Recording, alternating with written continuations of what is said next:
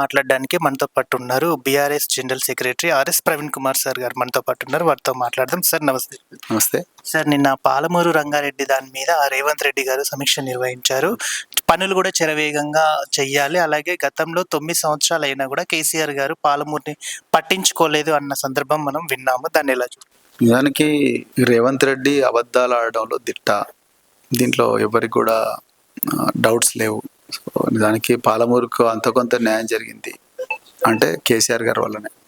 రేవంత్ రెడ్డికి ఆ విషయం తెలుసు, ఆయన కూడా కావాలని అబద్ధం చెప్తాను. సార్, ఇప్పుడు పనులు కూడా శరవేగంగా చెయ్యాలి, అయితే ఎన్నో ప్రాజెక్టుల విషయంలో కూడా నేను కొన్ని తీసుకున్నాను, సమీక్ష నిర్వహించాను, కొన్ని బడ్జెట్ కూడా రిలీజ్ చేస్తున్నాము, ప్రాజెక్టులను ఇంకా గట్టిగా చేద్దామనే ఆలోచన ఉంది. బడ్జెట్లు కేవలం పాత కాంట్రాక్టర్ల బిల్సే ఇచ్చిండు తప్ప బడ్జెట్లో ఆయన శరవేగంగా చేసింది ఏం లేదు.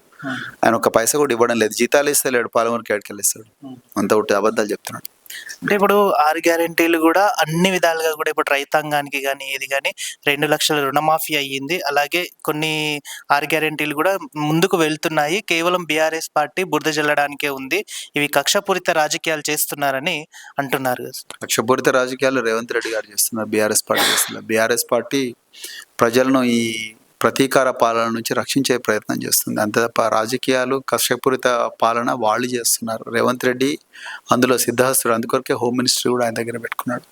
సార్, నెక్స్ట్ వచ్చే గవర్నమెంట్ కూడా కాంగ్రెస్ గవర్నమెంట్, అత్యధిక స్థానంలో కూడా మేము గెలుస్తాము, ఇక కారు షెడ్డుకి వెళ్ళిపోయింది అనే మాట కూడా తరచుగా కాంగ్రెస్ నాయకులు వినిపిస్తున్న మాట, దాన్ని ఎలా?